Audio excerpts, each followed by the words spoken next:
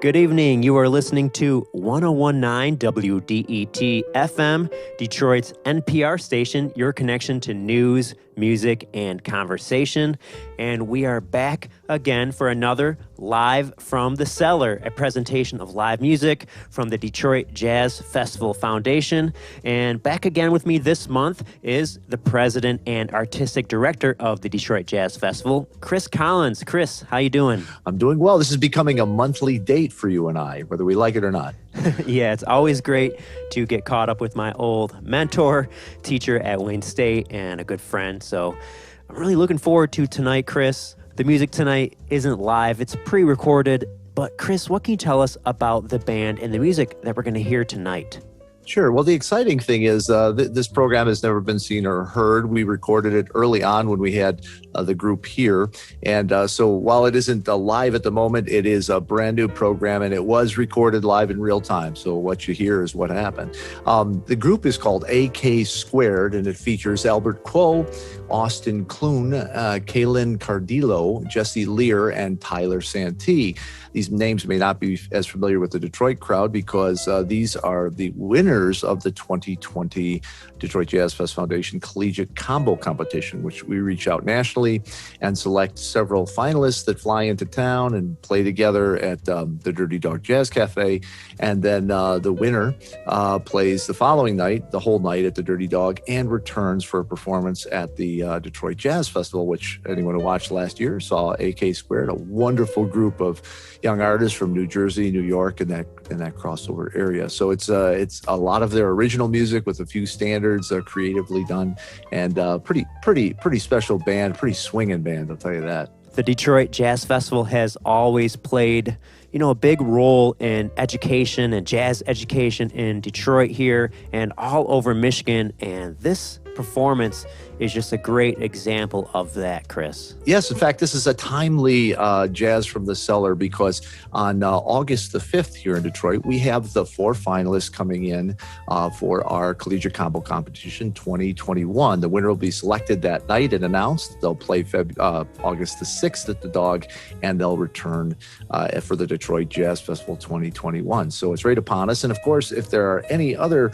groups that these all have to be college or university students working together. They don't have to be from the same school, but watch DetroitJazzFest.org, and early next year we'll be announcing the submission materials for the 2022 Collegiate Combo Competition. And by the way, it's a couple $1,000s in prize money, along with these professional high-profile performances and a lot of advertisements. So it's a good outlet for all those young lions coming up in the scene. Well, we are really excited to hear the performance tonight by some amazing young jazz musicians. Chris, I really want to thank you for joining us this evening. Pleasure is mine, Sam. Look forward to next month.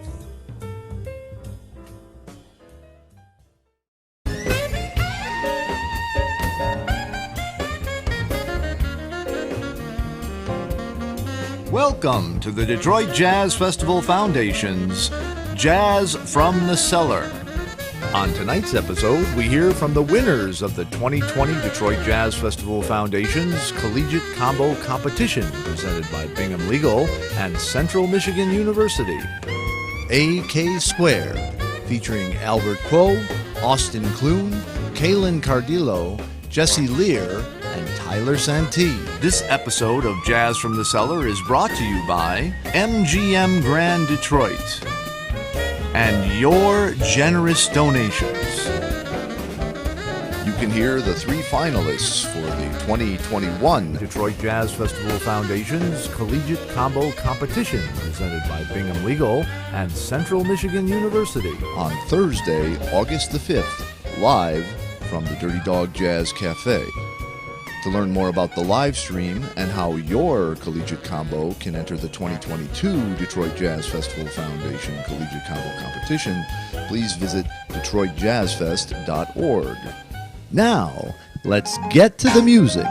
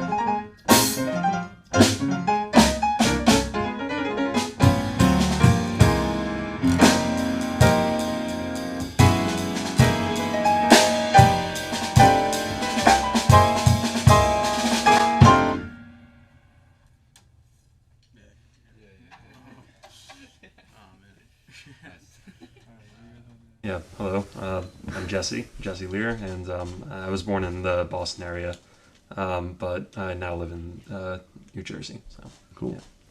I'm Tyler Santee. I was born in Connecticut, but lived in New York. Grew up in New York most of my life, yeah. Very cool. My name is Albert Kuo. I was born in Pennsylvania, but now I live in New Jersey. My name's Austin Klewan. I was born in New Jersey, but now I live in Florida. Wow, man, that's a change. Yeah.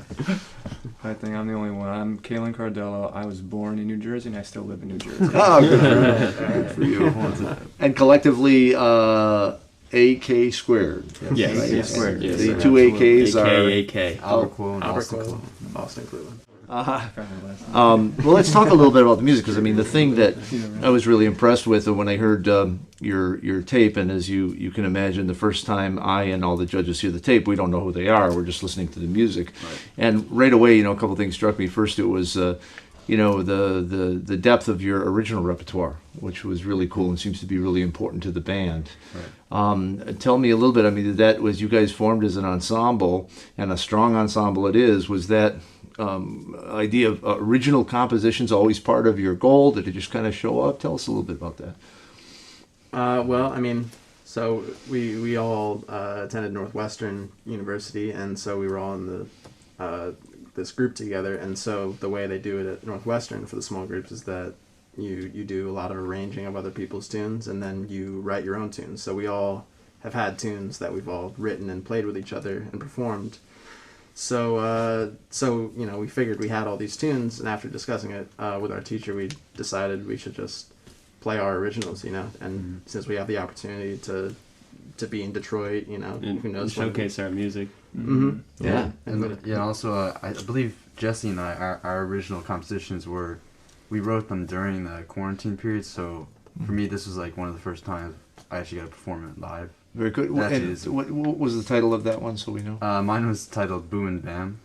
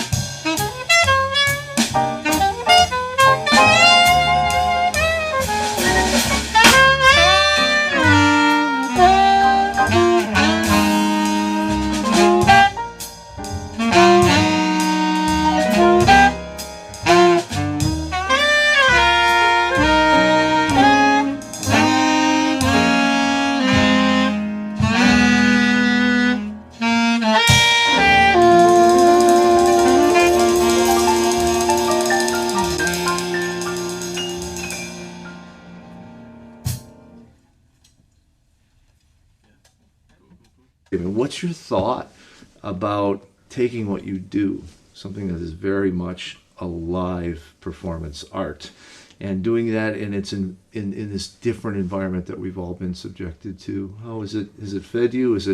What are the challenges? How have you overcome them?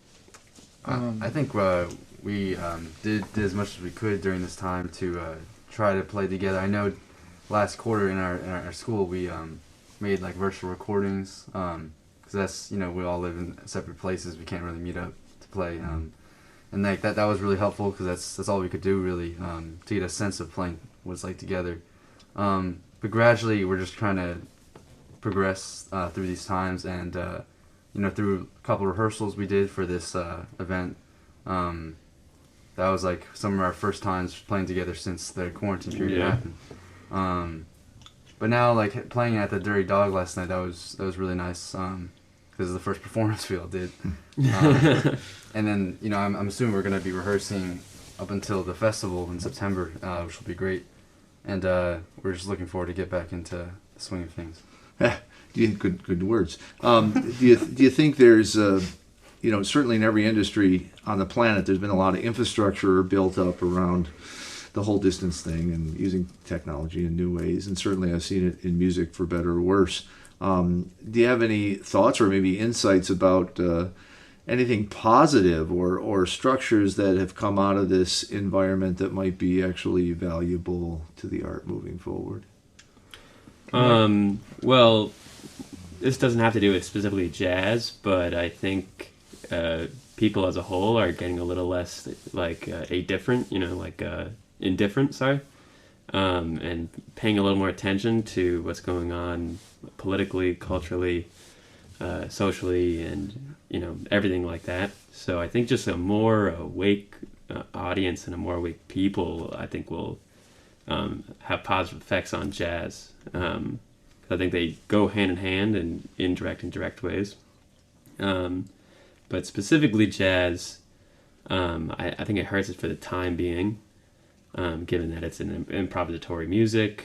You have to play together, and it's in these smaller venues where it's tough to get a certain amount of people in, so you can get a profit off of a single night. But it has created a bunch of different opportunities technologically for music, where people are starting to get really creative in producing music and mixing it, in recording music, all from isolated environments, which is it's great. Our teacher, Victor Goins, worries that it's like that's going to become the norm. I don't think that's the case, but I think it's great to have multiple avenues of ways to do things,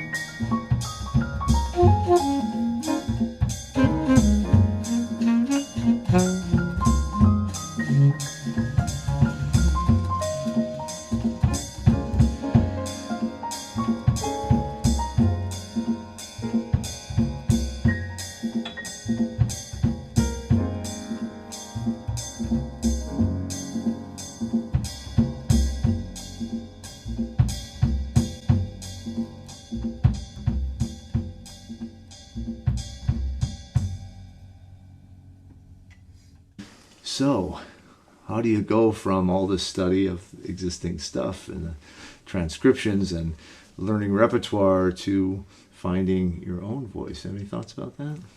Well, I think that's going back to one of the questions that you mentioned before about how everyone's dealing with these last 5-6 months. One of the beauties is that people have been able to isolate themselves and work on themselves as an artist, and being unique and finding their own voice. So I feel that, of course, through study and work and learning about the greats before you and the greats among us now, you will eventually find your own voice if you're really truly passionate about that. But I think another great thing about the past few months is that a lot of the power of social media, a lot of new artists, a lot of people have been discovered and have been putting out music, like Tyler said, in very creative ways. And there are ups and downs of social media, but on the upside is that everyone's been able to connect and find each other and Levels the playing field a little bit. Exactly, yeah. So I think in terms of finding your own voice, it's just you have to really want to be yourself as an artist and a unique artist. But in order to do so, you have to spend hours and hours and really understand yourself as a person, not just on a musical level, but an emotional, physical, mental. You have to find yourself. You have to. That's why there really are no greats who are our age. You can't really do that even as a 20-year-old. You have to at least spend. I mean, I don't know. I want to get too specific with it, but you get what I'm saying. You got to spend many years. You can be a great craftsman at 15 years old. We've heard them, right? But a great artist, right? That takes time. Right? Exactly. Yeah.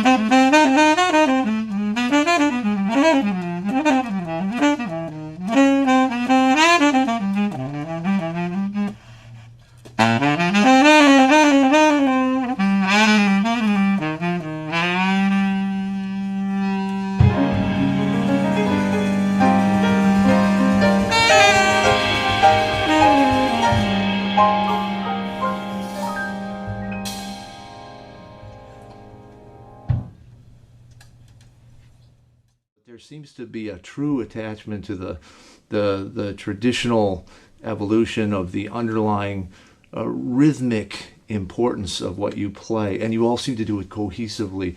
You know, as always, you know, folks want to know, is it something you guys discuss as artists? Do you listen together? Do you live together, you know, outside of just the bandstanding?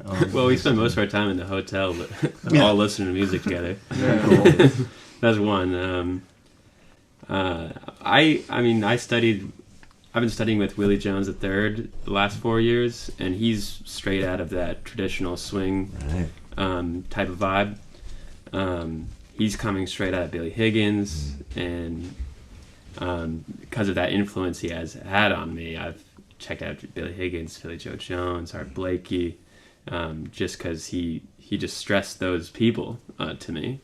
So that's why I was, you know, just steeped in the traditional jazz music like that, you know. Very cool. Yeah. Very cool. Other guys? This past year I lived with Tyler, actually. Yeah. And so he exposed me to a ton of drummers, a ton of information about drummers. That's probably why you moved out.